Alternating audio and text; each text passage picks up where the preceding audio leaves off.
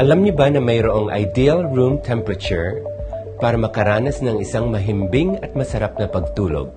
20 degrees Celsius or 68 degrees Fahrenheit ang pinakamainam na temperature for a deep and restorative sleep.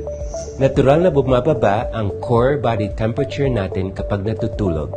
Isa itong signal para sa ating utak na pumapasok na ang ating katawan sa state of rest. Kapag masyadong mainit ang kwarto, maaaring maging putol-putol ang inyong pagtulog dahil sa pagkaaligaga at init.